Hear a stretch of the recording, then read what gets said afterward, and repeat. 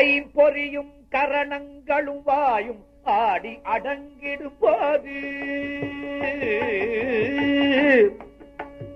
ஐம்பொறியும் கரணங்களும் வாயும் ஆடி அடங்கிடும் போது, மரண படுக்கையில படுத்துக் கொண்டிருக்கிற போது என்ன ஏற்படும்? காது கேட்காது,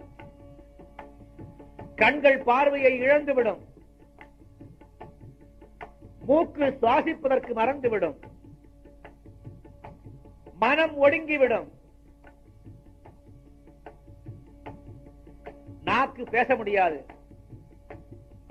இப்படி ஒரு நிலை நமக்கு தேவைதானா? அதுக்கு முன்னாடி என்ன ஆகும்? நீடு கபம் கோழை ஈழை நெருக்கி நம் நெஞ்சை அடைத்திடும் போது, கப்பம் கட்டிக்கும். சாவரத்துக்கு முன்னால ஆரம்பம் இதெல்லாம் அப்ளிகேஷன் சம்மன். கபம் கட்டிக்கும், இந்த சளி நெஞ்சில போய் மாட்டிக்கும். என்ன பண்ணாலும் ஏன் நிறுத்துறேன், ஏன் நிறுத்துறேன்?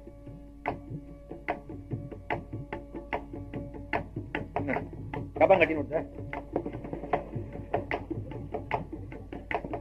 இந்த நெஞ்சுக்குள்ள கபம் கட்டிக்கும்.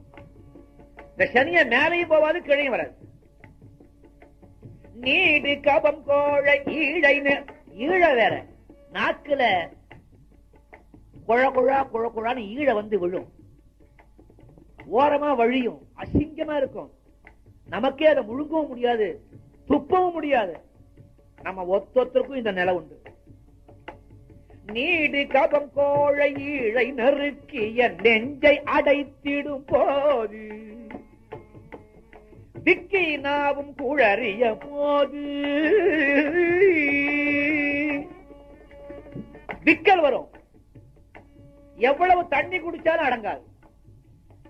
சில சமயம் தண்ணி கொடுத்தா நெஞ்சு அடைச்சுக்கும், உள்ள போகாது, மூக்கு வழியா வரும், வாய் வழியாவே வந்துடும்.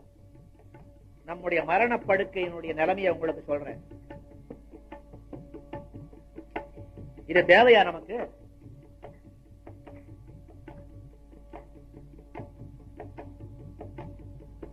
யமகிங்கரர்கள் வந்து பாசத்தை விட்டு இழுப்பான். வந்து யமதூதர் வளைந்து பிடித்து நம்மை வாவென்று இழுத்திடும் போது, வந்து யமதூதர் வளைந்து பிடித்து நம்மை வாவென்று இழுத்திடும் போது, யமன் எரும மாட்டு மேல வருவானாம். எவன் பார்த்தான்? அதல்ல கருத்து. எருமைக்கு பொறுமை ஜாஸ்தி.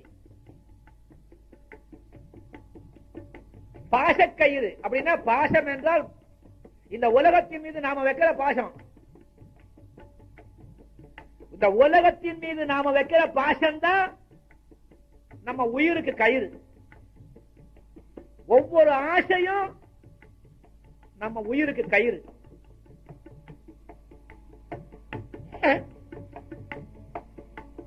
வந்து யமதூதர் வளைந்து பிடித்து நம்மை வாவென்று இழுத்திடும் போது, வரமாட்டேன்னு சொன்னா விடுவானா? வெளியில போன மூச்சு மறுபடியும் உள்ள இழுக்க முடியாது. இந்த நிலைமை நமக்கு வரும். அந்த நேரத்துல உன்னை எவன் காப்பாத்துறது? உற்றார் பெற்றார் உறவினர் எல்லாம் சுத்தி வந்து நிற்பான்.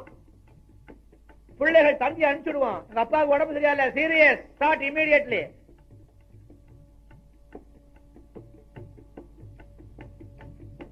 எல்லா பந்துக்களும் வருவாங்க. பக்கத்துல கொண்டாடி நிற்போம், பக்கத்துல வீட்டுக்காரன் நிற்பான், பிள்ளைங்கள் நிற்கும், கடன் கொடுத்தவன் நிற்பான். ஒருத்தனாவது உன்னை காப்பாற்ற முடியுமா?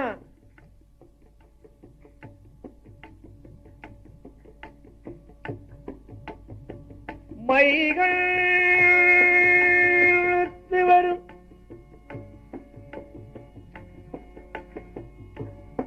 ஐயா,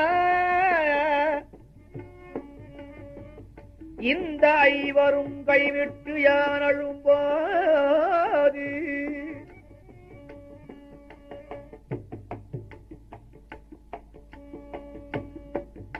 மகாபாரத கதை கேட்டிருக்கோம். நடுச்சபையில திரௌபதியை மானபங்கம் பண்ணுகிறார்கள் கௌரவர்கள்.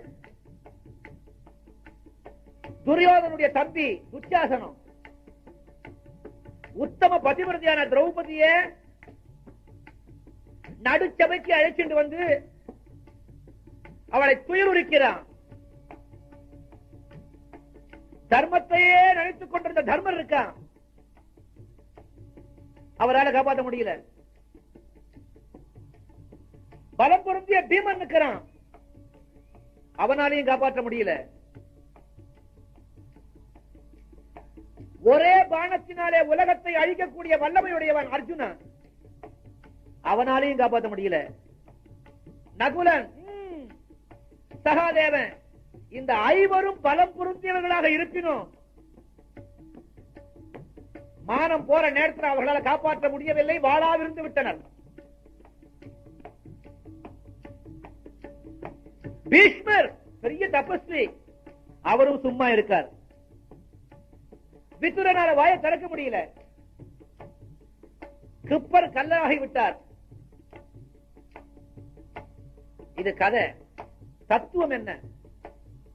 நம்முடைய உயிர் இருக்க, அதுதான் திரௌபதி. இந்த ஐம்புலங்களும் தான் பஞ்ச பாண்டவர்கள். துச்சாசனங்கிற மரணம் வரபோது இந்த ஐம்புலங்களும் நம்மளை கைவிட்டுடும், ஒன்னும் பிரயோஜனப்படாது. அந்த நேரத்தில் நம்மளை காப்பாற்றுகின்றவன் எவன்? முற்றிலும் உண்மையானவன் ஆண்டவன் ஒருவன் தான். அவனை நினைக்கணும். எப்படி நினைக்கிறது?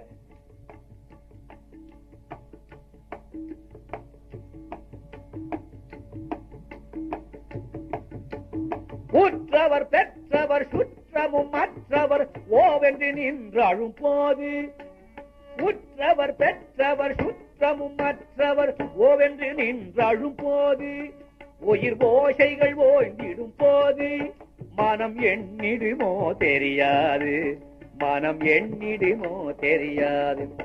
அந்த அந்தியம் நீ வர இன்றே அழைத்தேன், அருள் செய்திடுவாய் மகாதேவா. அந்த அந்தியம் நீ வர இன்றழைத்தேன், அருள் செய்திடுவாய் ஹரிநாராயணா. அந்த நேரத்தில் ஆண்டவன் ஒருவன், முற்றிலும் உண்மையானவன் ஆண்டவன் ஒருவன் தான். அவன் ஒருவனால்தான் நம்மை காப்பாற்ற முடியும். மரணத்திலிருந்து காப்பாற்ற முடியாது, மரண வேதனையில் இருந்து காப்பாற்ற முடியும்.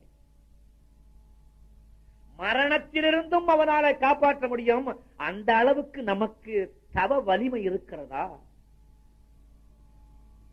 நாம் என்ன மார்க்கண்டேயனா?